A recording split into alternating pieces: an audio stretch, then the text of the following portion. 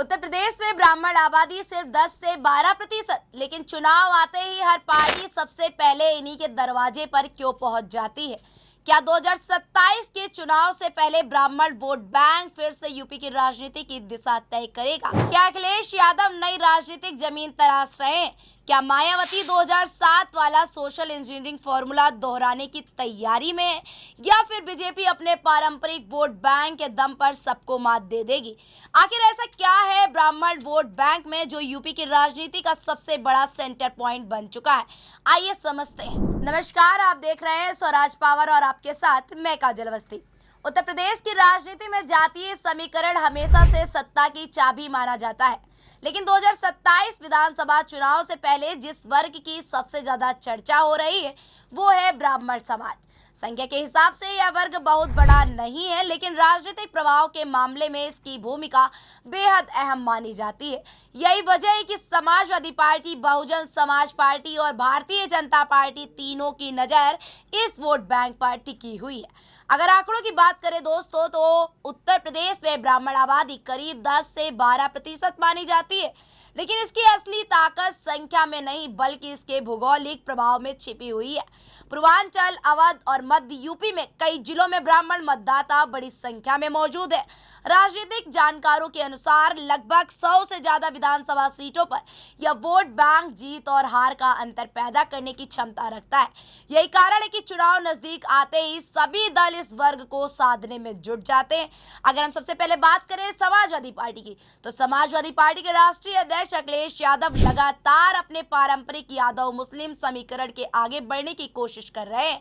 हाल ही में महीनों में पार्टी की ओर से ब्राह्मण सम्मेलनों, सामाजिक बैठकों और धार्मिक आयोजनों में भागीदारी भी उनकी बढ़ गई है।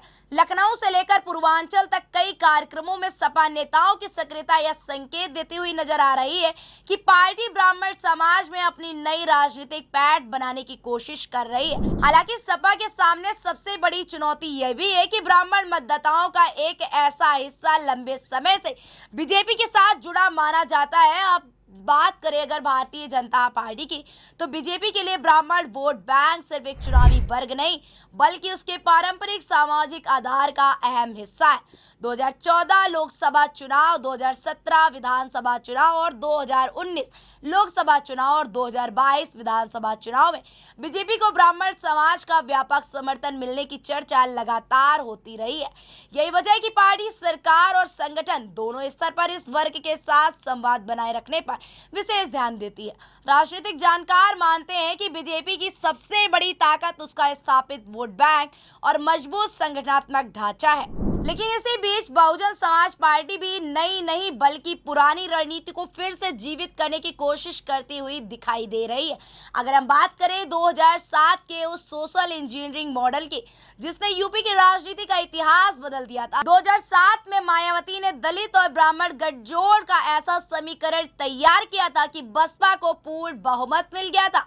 उस चुनाव में बसपा ने 403 में से 206 सीटें जीतकर सरकार बनाई थी।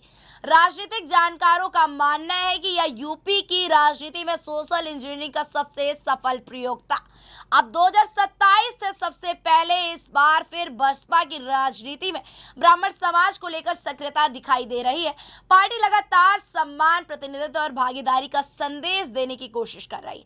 यानी आज की स्थिति में तीनों प्रमुख दल अलग अलग रणनीतियों के साथ एक ही लक्ष्य पर नजर आ रहे हैं और समाजवादी पार्टी नए सामाजिक समीकरण बनाना चाहती है और बहुजन समाज पार्टी 2007 वाले फॉर्मूले को दोहराने की संभावनाएं तलाश रही है। यही वजह है कि यूपी की राजनीति में ब्राह्मण वोट बैंक एक बार फिर चर्चा के केंद्र में है।